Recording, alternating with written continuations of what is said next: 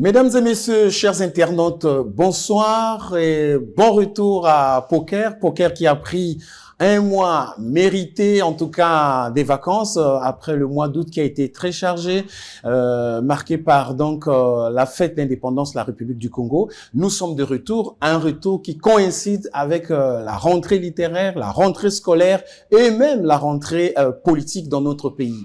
Poker reçoit pour vous ce soir Monsieur Yvon Wilfried Léwalé Monda. Il est artiste, écrivain, mais nous allons découvrir une autre facette aujourd'hui, un acteur politique. Monsieur Léwalé Monda, bonsoir. Bonsoir, cher Arsène Séverin. Et bienvenue à Poker. Merci bien.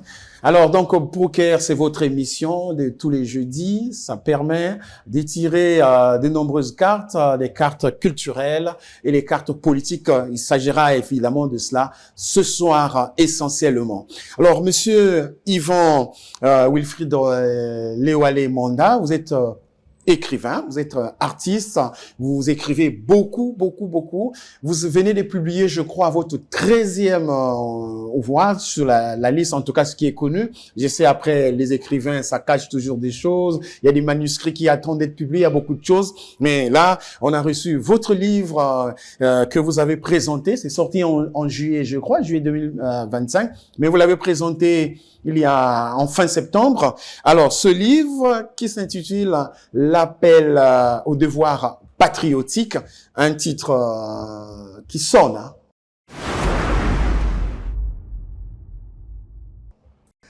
Il faut dire que ce titre, dans le jargon littéraire et artistique, puisqu'on parle de figure de style, on parlerait d'une métaphore.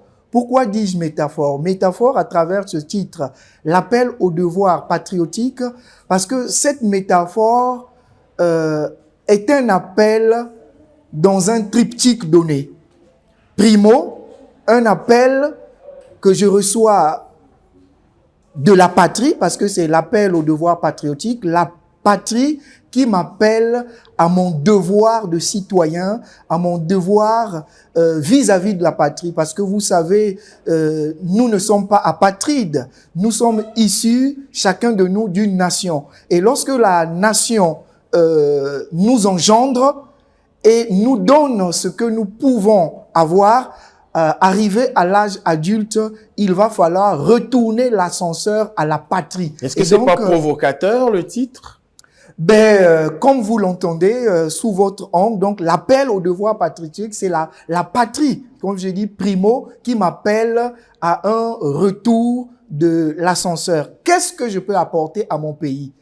Comme disait l'un des présidents américains, John Kennedy, ne demandez pas ce que votre pays peut faire pour vous, demandez plutôt ce que vous pouvez faire dans votre pays. Et cet aphorisme, ou pour certains, cette citation, vous la trouverez dans les premières pages de ce livre. Secondo, c'est un appel de mes compatriotes, parce que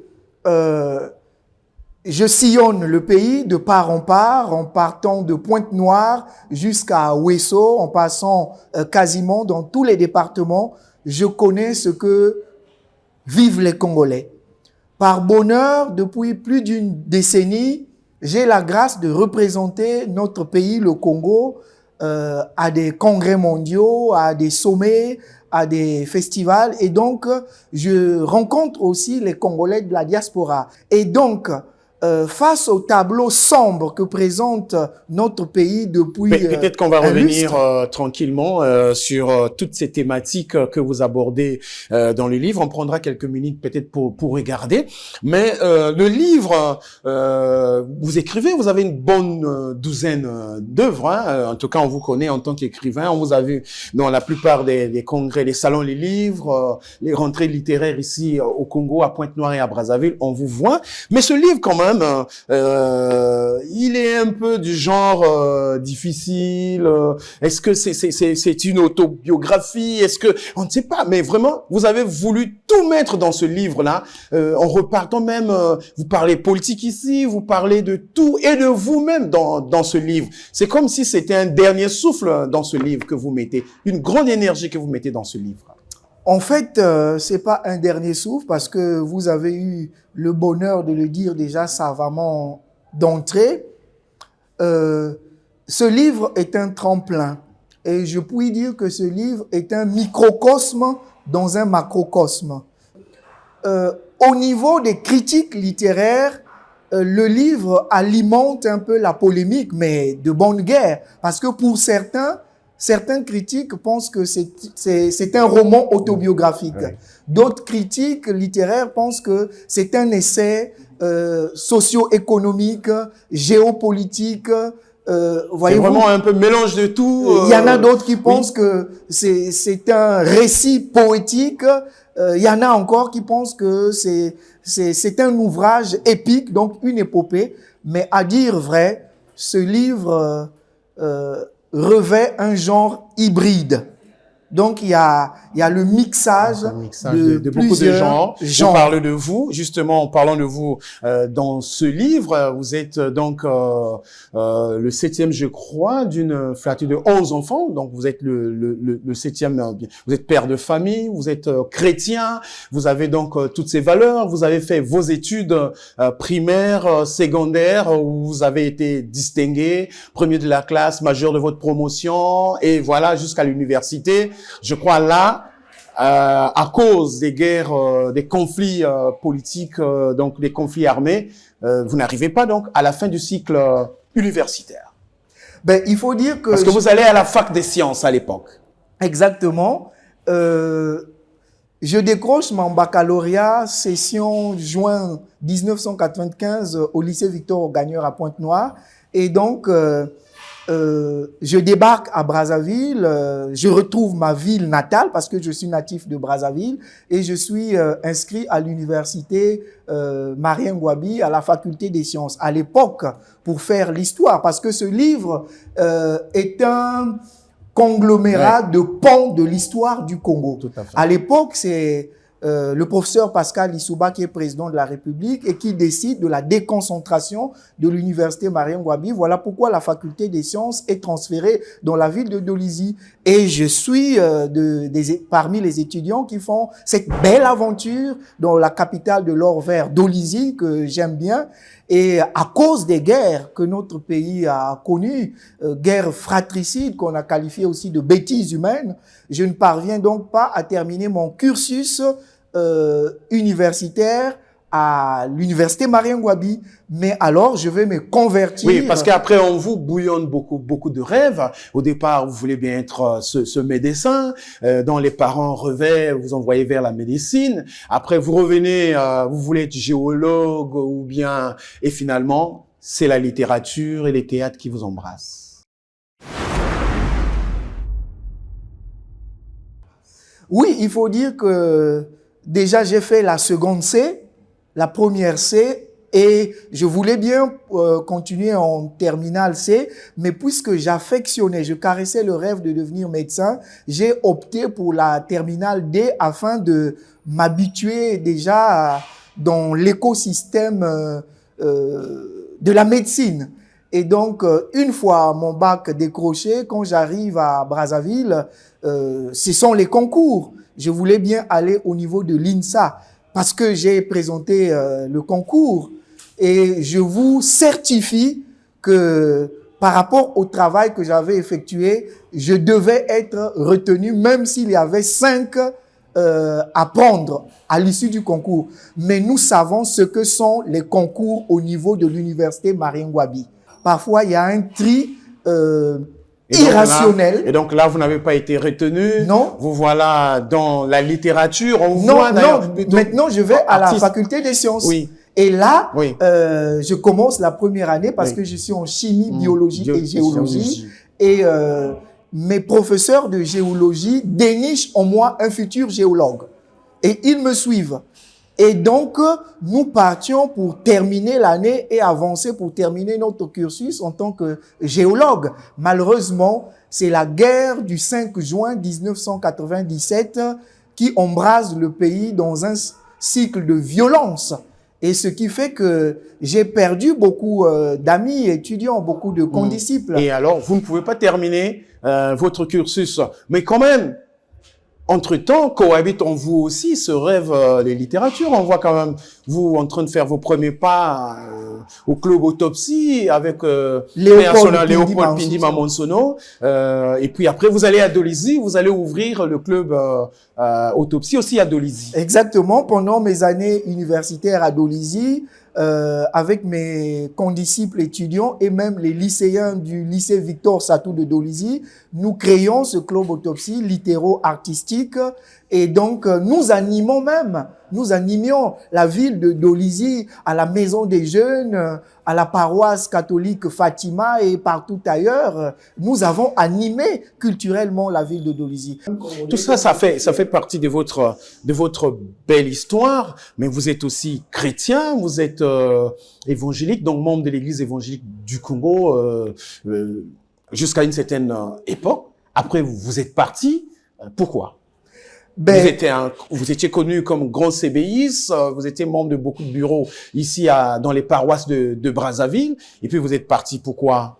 Bon, je ne voudrais pas que vous puissiez conjuguer cet épisode de ma vie au passé, parce que un vrai CBIste le demeure à vie, comme a dit. Donc, je suis un tiens-bon. On vous voit plus. Non, j'y suis toujours. Je suis CBIste. J'ai occupé pendant plus de 2 mandats des postes de responsabilité de leader du CBE au niveau des paroisses, même au niveau consistorial. Je suis resté pendant longtemps et même lorsque nous avons célébré en 2016 le premier jubilé du CBE, le 50e du CBE, j'étais à l'époque leader de la section unique de tout le consistoire de Pointe-Noire et pendant le camp cinquantenaire, j'étais le secrétaire du camp. Le problème, c'est que vous êtes fatigué de porter la charge de CBE, ou bien c'est les CBIistes qui ne veulent plus de vous? Non, je suis toujours CBIste parce qu'on me retrouve toujours dans les milieux CBIistes. Et aujourd'hui, quand même, vous êtes président d'une branche. Est-ce que c'est une branche de l'église évangélique du Congo, ou bien c'est une autre église où vous êtes représentant, vous êtes président? Bon, il faut clarifier un peu là-dessus. Il faut dire qu'il y a quelques années, oui. Il y a plus d'une décennie, j'ai été consacré comme le plus jeune diacre de la paroisse du Plateau à Pointe-Noire, de l'église évangélique du Congo. Et j'ai même été recommandé à la faculté de théologie protestante de Brazzaville, à Mantimou, pour une formation théologique.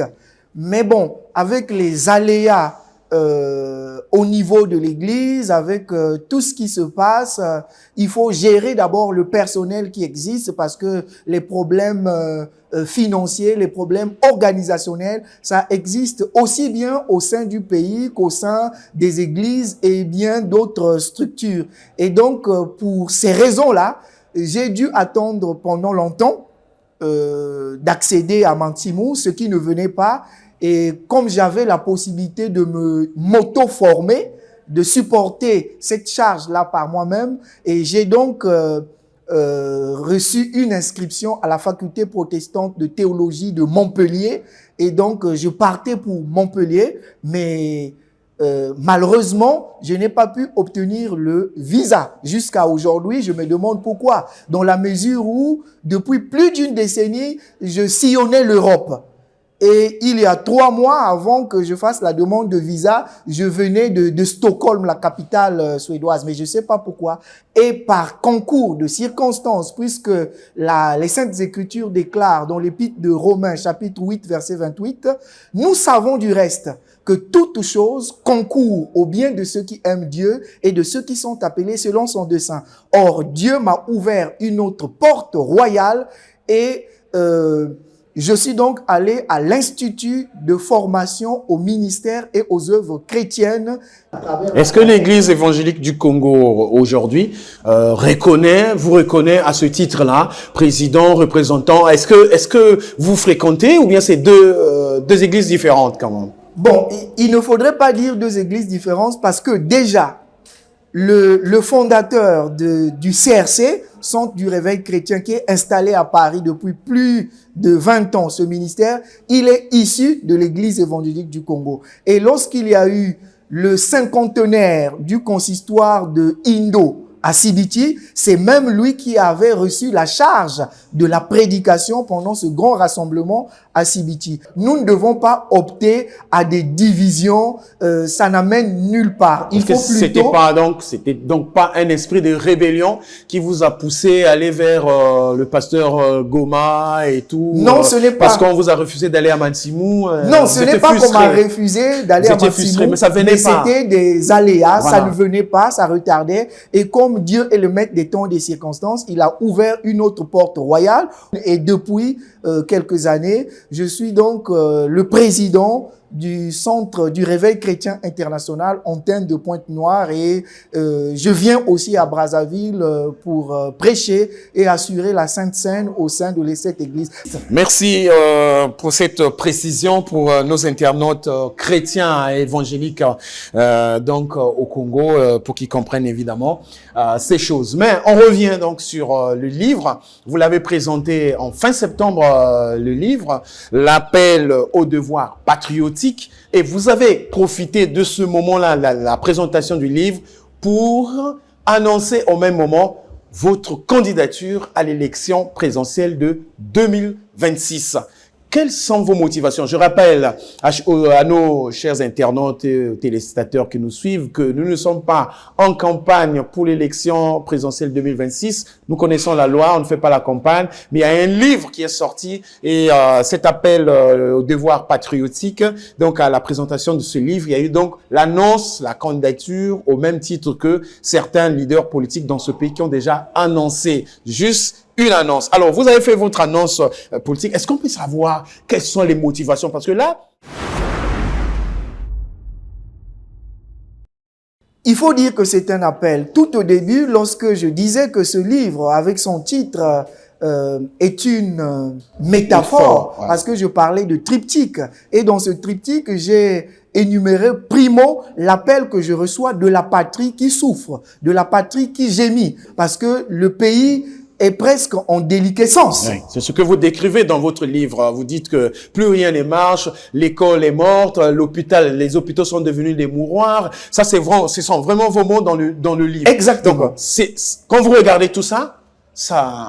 Vous voyez, il y a cet appel de la patrie. Il y a cet appel de la patrie. Et secondo, dans ce triptyque, il y a l'appel aussi de mes concitoyens. Il y a l'appel aussi de mes compatriotes. Parce que, comme je vous l'ai dit, je suis reconnu... Est-ce que tous ces appels du pays, des compatriotes, des amis, de tous ceux qui sont avec vous, lorsqu'ils vous lancent cet appel, est-ce que vous êtes douté de vous pour dire, est-ce que c'est moi? Est-ce que je peux? Ou bien vous êtes directement lancé? Justement, je suis parti du cogito ergo sum de Descartes, parce que je ne veux pas m'improviser dans l'arène politique. Et donc, j'ai pris du temps de réfléchir. Comme je vous ai dit, je parcours le pays de part en part. Je parcours le pays de part en part. Mais je parcours aussi les villes du monde. Et je rencontre mes compatriotes au sein de la diaspora, disséminés à travers la planète. Et donc, dans les échanges que j'ai avec mes compatriotes, il y a cet appel-là. Il y en a qui me disent, mais depuis l'école primaire, tu as été toujours premier de ta classe. Dans tous les écosystèmes où tu vas, dans le monde professionnel, tu es manager de logistique. Et on voit que tu excelles. Partout où tu as travaillé dans les sociétés pétrolières, tu as toujours été un bon cadre. Tu as toujours fait un bon rendement. Tu as toujours tout rentabilisé ce qu'on te confie.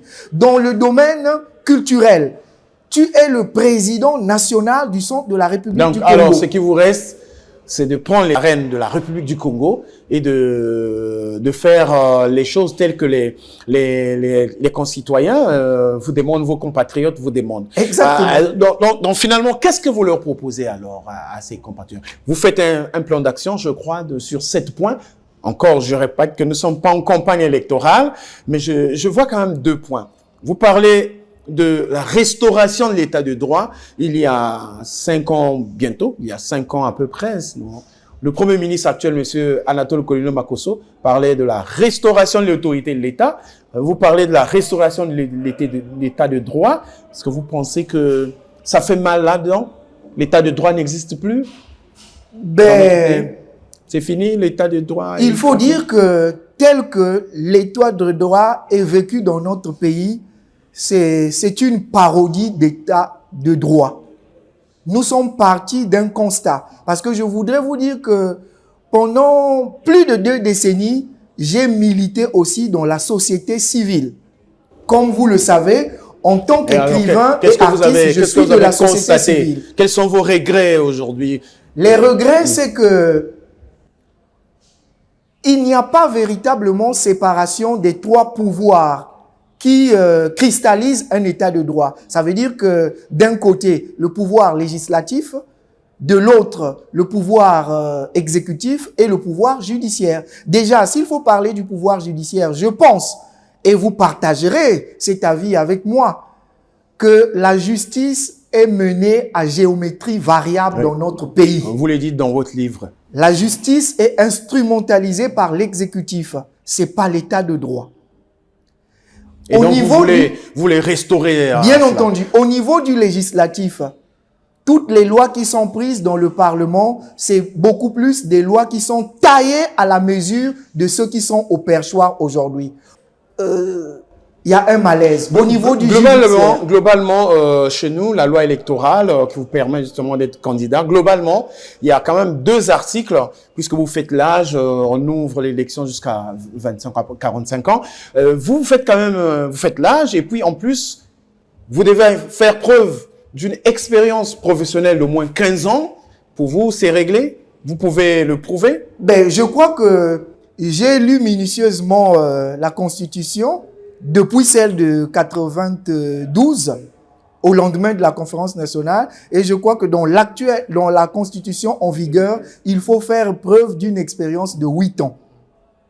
Est-ce que vous pouvez le prouver, vous? Mais bien entendu, puisque vous avez appris, et dans le livre c'est mentionné, vous pouvez demander à tous mes compatriotes que j'ai fait plus de 12 ans dans l'industrie pétrolière au niveau de Pointe-Noire. J'ai fait plus de 12 ans. Alors, et donc, en dehors de ça aussi, il y a cette importante condition, la caution pour être candidat. Il est fixé à 25 millions de francs CFA.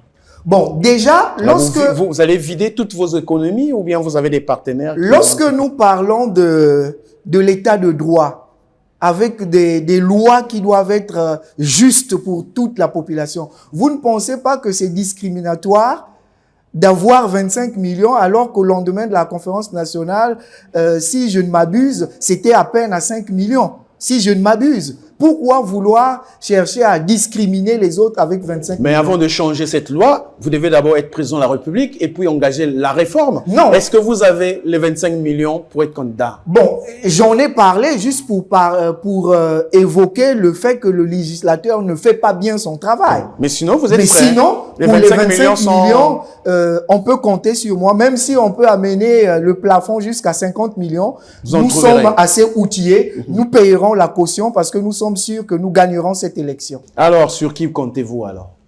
Sur qui est-ce que nous comptons? On vous a jamais vu, hein. Oui, vous présentez les livres, vous enseignez dans votre église, mais politiquement, on vous a pas vu, hein. À Pointe-Noire, à Ranguet-le-Foul, à Brazzaville, à Ouesso, à Evo, un peu partout à Infono.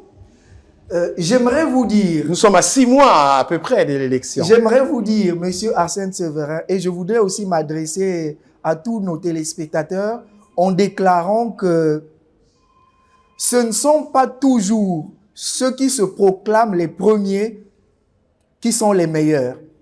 Souvent, il y a des précurseurs, ceux qui viennent, qui parlent beaucoup, mais en fait, ils annoncent le Messie qui arrive. Et donc, il y a beaucoup qui sont déjà dans l'arène politique. Et quelle est la solution qu'ils ont apportée aux Congolais? Depuis qu'ils ont commencé à parler, qu'est-ce que le Congolais gagne? Quel est l'indicateur de l'amélioration des conditions de vie de nos populations? Je pourrais donc dire que tous ces braillards-là, ce sont des politicards. Ils ne font pas la politique dans le sens étymologique grec du terme. Parce que la politique, c'est la gestion de la cité. Et je dirais même une gestion saine. Pourquoi il y a un malaise dans notre pays? Pourquoi la population est dans la paupérisation? Évidemment, puisqu'on va vers un peu la fin de l'émission, qu'est-ce que vous reprochez au régime, au pouvoir de M. Denis Sassou Nguesso en place aujourd'hui, parce que vous voulez vraiment le remplacer? Sans embâche, le reproche que nous pouvons faire au régime en place, c'est l'usure du pouvoir. Dans un État démocratique, les principes de démocratie voudraient qu'il y ait véritablement alternance et qu'il y ait la liberté d'expression et qu'il y ait des voix, pas toujours les mêmes, qui se fassent entendre. Et donc, nous reprochons à ce régime l'usure du pouvoir, la routine, la stagnation et je pourrais même dire la régression. Parce que même les acquis que nous avions à l'époque, pour ne citer que le président Massamba Deba, nous ne les avons pas, nous n'avons plus aujourd'hui. Nous reprochons à ce régime la mauvaise planification, la mauvaise gestion, parce qu'on ne voit pas une transversalité dans les différents ministères. Ce que nous reprochons au régime en place, c'est la mauvaise gouvernance, ce qui fait le mal-être et le malaise des Congolais. Et nous ne battons pas en brèche tout ce que nos prédécesseurs ont fait. Nous les congratulons d'ailleurs pour tout ce qu'ils ont fait, pour les sacrifices qu'ils ont consentis. Mais nous pensons qu'il faut inaugurer une nouvelle ère. Ils ont fait leur temps. Il est temps aussi qu'ils puissent prendre la retraite. C'est ce que nous appelons la namontitude, l'art du bien-être pour tous et du bien faire par tous dans la cité. Tel est notre projet de société. Ok, alors comment vous allez vous y prendre? Parce que en République du Congo, l'alternance est garantie dans les urnes. Vous devez être voté, vous devez être élu dans les urnes pour que vous soyez président de la République demain. Aujourd'hui, on voit le PCT, la majorité présidentielle, en train de faire du sarcasme, appeler les gens, s'enrôler dans les listes électorales. Mais vous, on voit, vous êtes un peu comme du genre peut-être à ne pas pousser les gens à aller voter. Qui va voter pour vous?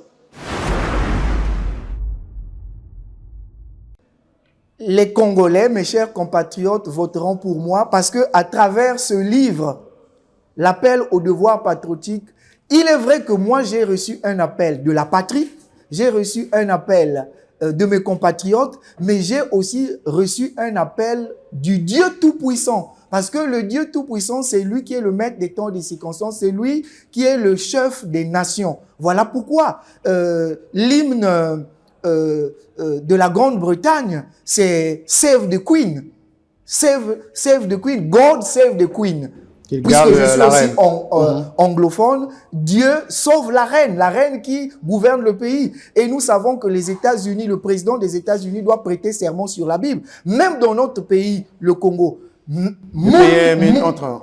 Toutefois, le président de la République dit « Je remets le pays entre les mains du Congo ».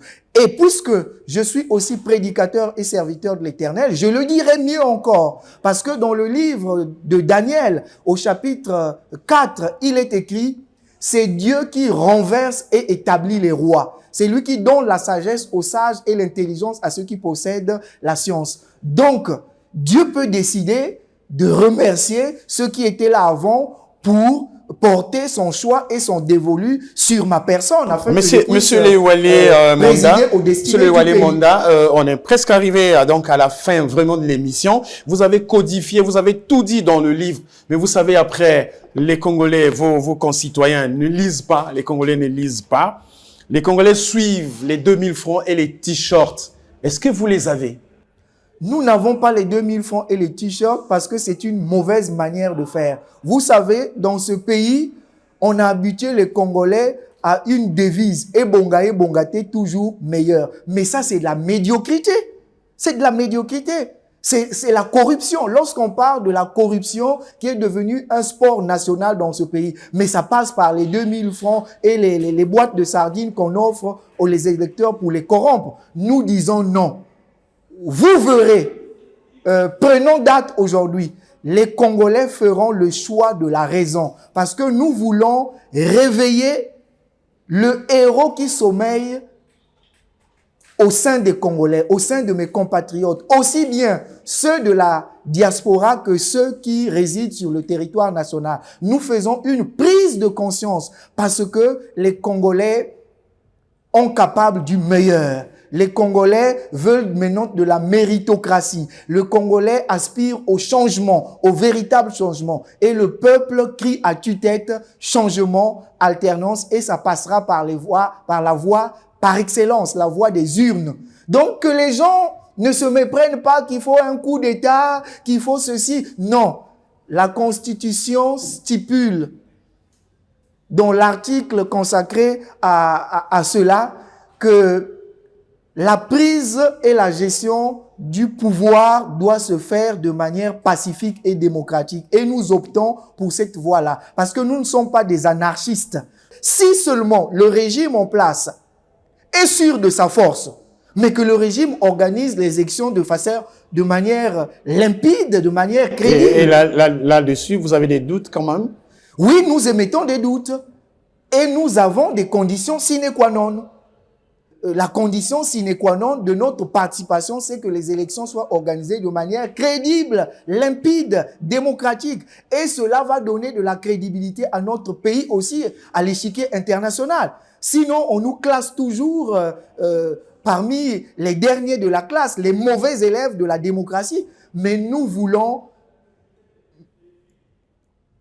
dans cette nouvelle ère que nous inaugurons avec nos compatriotes qui doivent se lever et prendre leur destin en main, surtout la couche juvénile qui doit entrer dans sa vie active, débarrassée du chômage endémique. Il faudrait que les jeunes fassent le bon choix, qu'ils ne se contentent plus des 2000 francs qu'on leur donne, parce qu'après, c'est la grande galère qui revient. Donc, il faut faire le choix de la raison. Il faut faire le choix de la raison. Il faut voter pour la namontitude que nous prônons, l'art du bien-être pour tous et du bien-faire par tous dans la société. Merci pour donc cette conclusion. J'ai vu que vous avez lancé un appel à vos concitoyens, parce que vous-même, vous avez reçu un appel au devoir patriotique. Les moments venus, certainement, vous reviendrez à Poker, Save des Lives et là, vous reviendrez pour détailler votre plan d'action, vous appelez ça comme ça, votre plan d'action, et avec vous, justement, on verra comment vous allez battre votre campagne et aller jusqu'à l'élection présidentielle.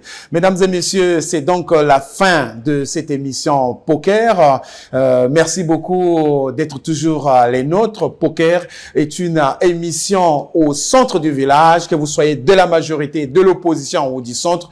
Save des Lives, le média, est avec vous. Nous ne sommes pas là pour choisir un camp et mettre en embargo un autre camp. C'est pas notre travail. Nous sommes des journalistes professionnels. Nous travaillons avec ceux qui créent de l'information, ceux qui créent de l'actualité. Nous les accompagnons. Ce soir, Poker a reçu Monsieur Yvon Wilfried Léoalé Monda. Il est donc artiste, écrivain. Il a beaucoup écrit. Il a beaucoup écrit sur le pays. Et son dernier livre qui porte donc le titre de L'appel au devoir patriotique, un tremplin, une passerelle qui l'amène à annoncer sa candidature pour l'élection présidentielle de mars 2026. Merci et à jeudi prochain.